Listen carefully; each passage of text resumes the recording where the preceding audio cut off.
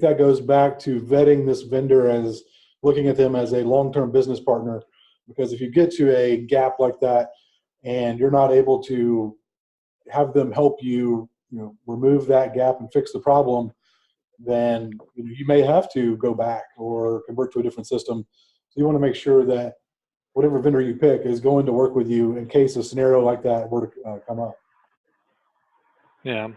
I know we haven't converted yet, so I can't speak about, the historical aspect, but one thing we had looked at or what we did internally was we did a performance analysis of all our employees and the manpower that we have, how much of a business impact that had against how much time was spent doing that, and ultimately if that action would recoup money. Obviously a collector is going to be making calls, collecting, they're going to be bringing money in for the company, whereas, supporting staff will be spending time that's not necessarily generating income, but is a necessary part of the business. So we tried to measure some of those supporting roles and if that software could help that and how much of a value we could add with that software company. I think each agency is going to be different. It depends on how they run.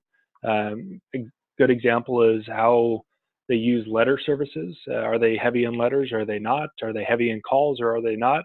And that would dictate on how the software can support that. So,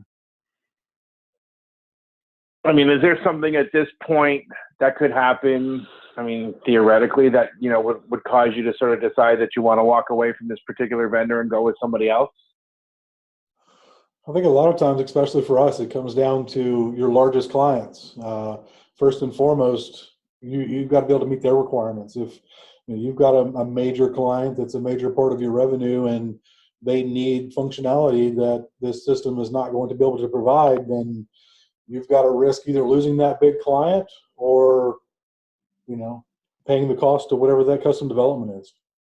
Yeah, I think as we all know, compliance is really the deciding factor. The bigger the company gets, the more compliance standards that they're going to have. So if you're wanting to win bids, you're going to have those compliance box checked, the marks checked on there. So inevitably, yes, if that software doesn't meet those compliance standards, it's something either you're going to lose that client or you're going to have to walk away from that software vendor and find something better.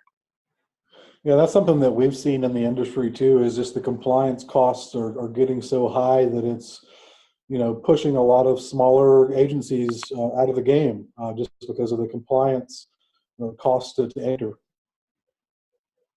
Yeah, I agree. And, it's, I guess, one of my wish lists for any of those software vendors would be a compliance module added in. What that means, obviously, could go to detail from audit logs and reports to automated notices to even getting into machine learning. If something happens, notify me here, create a log and something I can report back to the client. Correct. So, yeah, I want to see more intelligent design within these systems. The capabilities there, it needs to be more implemented especially when it gears toward compliance. And I would love to see most of these software companies get away from the fact that, I can write software for a collection agency. It's only a database, but I want to see more of a compliance side driven. Yeah, I know that within that gap. Yeah, I agree. I'm sorry, go ahead. Say, one aspect I guess we haven't really talked about much is that some of these software vendors too, they know compliance is table stakes at this point. Some of them are starting to also look into the usability of the system. A lot of time these collection systems are very archaic or require tons of institutional knowledge to learn. And as I'm sure we're all aware, the collection industry and collectors and phone reps is a very high turnover position, and constantly retraining these collectors is a problem for all of us. So making these systems more intuitive and usable for the collectors and that demographic of employee. We're seeing some of these software vendors get into user interface design. We talked to one that said that they were putting a laser on the side of a collector's head to see what area of the screen they focused on the most and put all the important information in that area of the screen, and things like that to make it enjoyable and more usable for the collectors, because ultimately they're the ones bringing in the money. Yeah, I know we do. That's a great idea. Yeah, we do an analysis on our 30-day collectors. When we have new ones in, we'll measure how well they're learning, how adaptable they are, and where they're at as far as with our current system. I'll be honest, that's one of our main deciding factors for looking into a new collection software, along with our other capabilities, is end user usability. Can I hire somebody who seems like they're competent enough to collect, and can they use the software? If it takes them 3 to 6 months to really grasp the understanding of the collection screen, to me, that's not a good software. And another area where I think some of these software companies can really build out is a good education and resource center for those end users and managers and supervisors. If, this could cut down on obviously a lot of support tickets by those companies, but do they have, a quick, help button, or is there on a field that maybe isn't easily understood, something where an end user can click on a little bubble and it will pop out, here's how to use this? Or is that something that an agency can customize? Those are those types of forward thinking that I'm looking for from a collection software. I'll tell you what, with our software, we have the ability to do that. If somebody has a question, they click the chat help desk, and we have somebody live right then and there. Mm-hmm. It's perfect. It really is. Excellent. Well, we're almost out of time. And I think we've gotten to just about all the questions in the queue.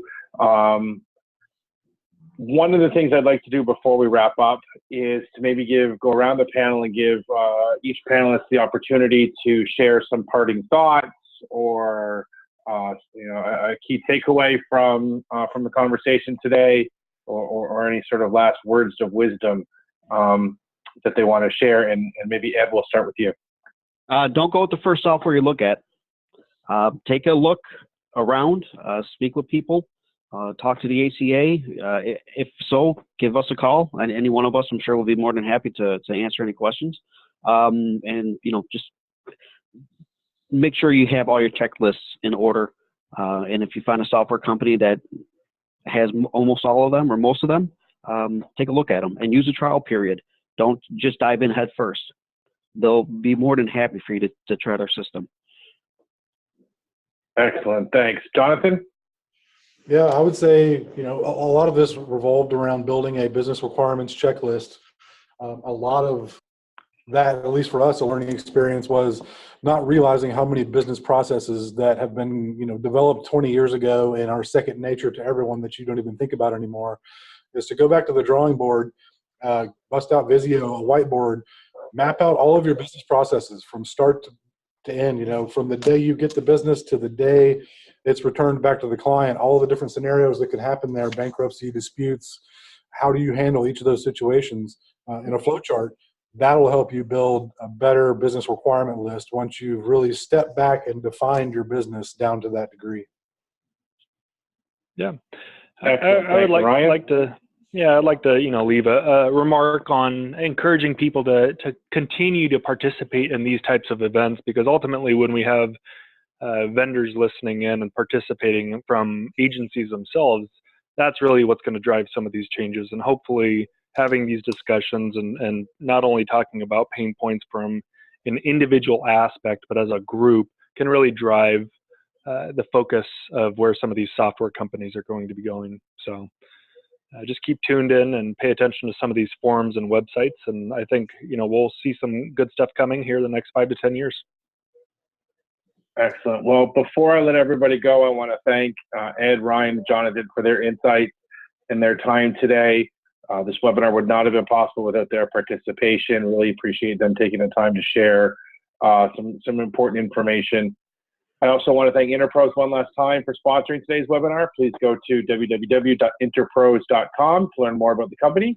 Thanks to everybody who participated and asked questions and listened today. Please stay tuned to accountsrecovery.net for news and more webinars in the very near future. A recording of this event will be posted to the site in the next couple of days. I hope everyone enjoys the rest of your day. Thank you. Thanks, Mike. Mike.